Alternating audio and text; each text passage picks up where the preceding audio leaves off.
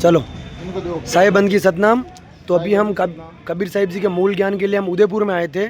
तो उदयपुर में फतेह सागर और सुकड़िया सर्कल सब जगह हमने प्रचार करके हम पूछे हैं रेती स्टैंड। और यहाँ पे एक रामपाल जी के पुराने भगत भाई मिले जिन्होंने रामपाल जी को 10 दिन तक नाम दीक्षा लेके 10 दिन तक नाम जपा। और ये बोल रहे कि मेरा 10 लाख जैसा नुकसान हो चुका था। और इनकी एक शॉप है खाने की और यहाँ पे एक चाय की टपरी भी है। तो आप ये मिले और हमने सदगुरु कबीर साहिब जी का मूल ज्ञान जो नितिन साहिब जी बता रहे हैं कि मूल ज्ञान क्या है, परमात्मा का मूल संदेश क्या है, इस संदेश के बारे में हमने उनको जानकारी दी।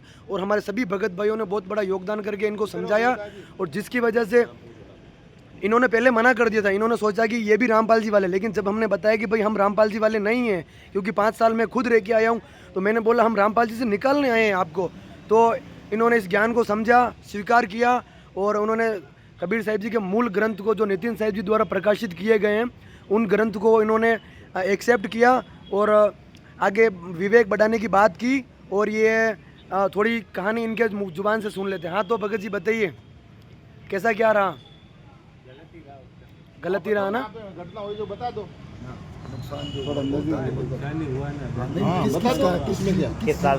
मतलब आप रामपाल जी से कब जुड़े थे? 10 दिन तक मतलब आप रहे थे ना उनके पंथ में।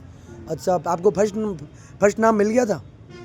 नहीं मिला था फर्स्ट नाम, तो फिर आप जुड़े कैसे? लेके गए थे वहाँ, चलते गए आए गए, ग्रंथ वगैरह दिया, फोटो वगैरह लगाई। मतलब आपने दीक्षा नहीं ली थी उनसे, तो फिर आप जुड़े ही नहीं हो, क्योंकि बिना दीक्षा लिए कोई जुड़ नहीं सकता है। अब गए हो भले ही हो, जाके आए हो आप, बात बराबर है, ज्ञान सुनाओ, पर आप जुड़े नहीं। फिर आपके 10 लाख का नुकसान कैसे हो गया? वो जुड़ गया था ना, जाके वो कह दे हो मन से जुड़ गए कि हम रामपाल जी से जुड़ गए थे भाई साहब। वो क्या हमने राम जी की दीक्षा लेनी, रामपाल जी की। अच्छा तो आपने 10 दिन का जब तक दीक्षा ली, दीक्षा लेने का मतलब है जब तक उन लोग सारा कुछ मैटर समझा कि भाई इसमें साइन करो, इसमें ये करो, उनका अच्छा होने के बाद फॉर्म वॉर्म भरवाया फर्स्ट दीक्षा के लिए?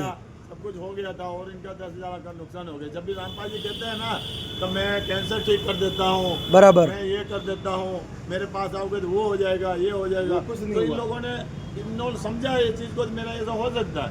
तो अब हमने इनको यही समझाया कि देखो रामपाल जी के तो खुद दांत का डॉक्टर बाहर से आते हैं, बराबर, पेरिया हो चुका है, उनके लिए खुद एक डॉक्टर बाहर से आते हैं, तो आपका कहाँ से हो सकता है? बराबर, बराबर। जेल में बैठे तो भगत जी मेरा आपसे एक सवाल है, अब आप इन ग्रंथों को जो लेके आप पढ़ोगे, क्या करोगे, आगे बढ़ोगे, क्या करोगे? पढ़ोगे।